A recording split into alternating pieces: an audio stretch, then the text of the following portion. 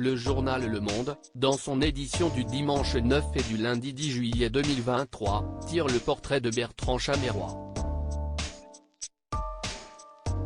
Et nos confrères y révèlent comment il est parvenu à complètement charmer Élisabeth Lemoine au Festival de Cannes cette année.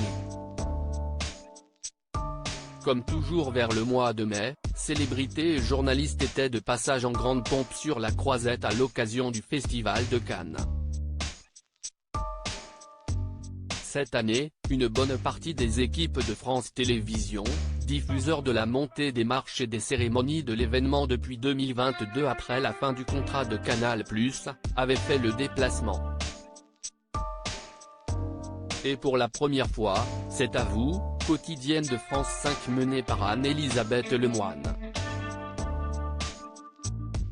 Et pour l'occasion, un de ses chroniqueurs avait vu les choses en grand, comme le rappellent nos confrères du Monde dans son édition du 9 et 10 juillet 2023, Bertrand Chameroy, à la tête de la pastille ABC diffusée en fin d'émission.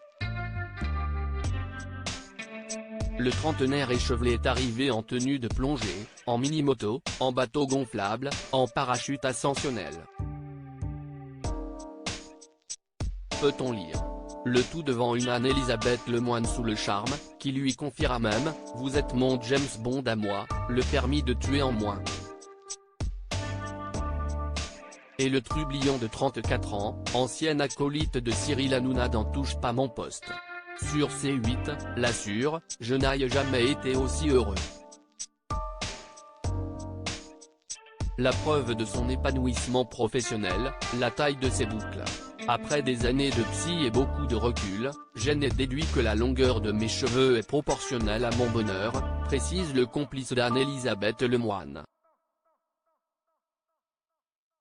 Un constat bienvenu après un passage à vide connu après son départ de C8 en mars 2016.